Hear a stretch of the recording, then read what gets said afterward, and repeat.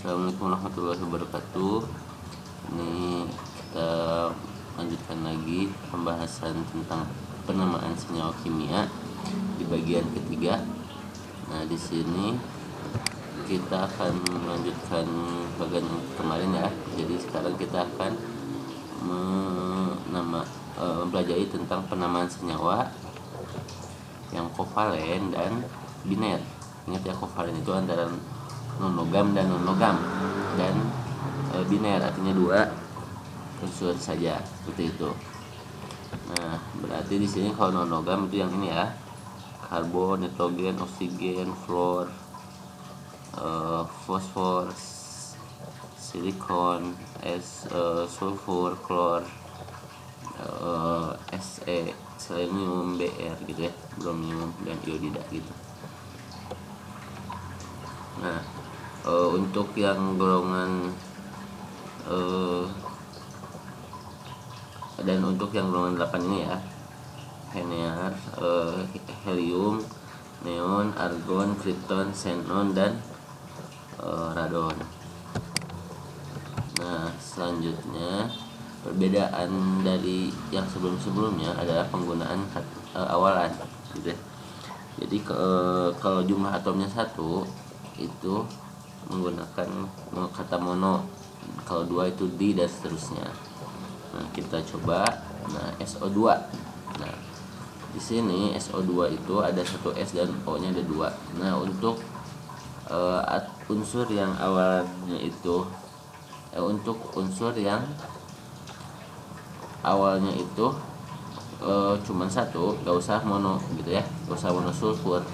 Jadi cukup sulfur dioksida. Jadi nggak perlu monosulfur dioksida, tapi cukup sulfur dioksida. Contohnya ini CO. CO itu nggak perlu monokarbon monoksida gitu ya, tapi cukup karbon monoksida. Jadi untuk yang unsur pertamanya cuman 1 itu biasanya nggak usah pakai mono di awalnya gitu ya. Nah, kalau 2 baru di sini, misalkan N2O5, berarti N-nya ada 2, O-nya ada 5. Berarti di nitrogen pentoksida ya. Nah, ini oksidanya disambungin jadi pentoksida. Harusnya pentaoksida tapi disambung gitu ya. Nah, jadi rumus umumnya adalah awalan plus unsur dan awalan plus unsur plus ida gitu ya. Itu. Nah, nanti ada perbedaan.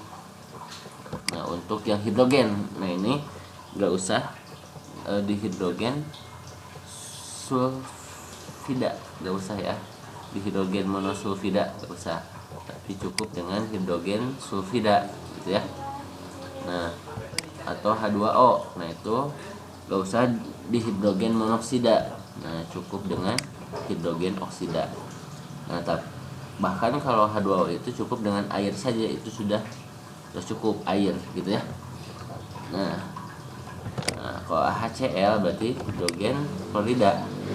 Nah, untuk biasanya untuk golongan 7, karena dia sangat bersifat asam dibanding yang golongan yang lain, nah biasanya dia disebut juga asam klorida gitu ya.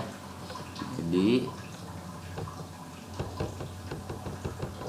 untuk golongan ini FCl-BRI itu jadinya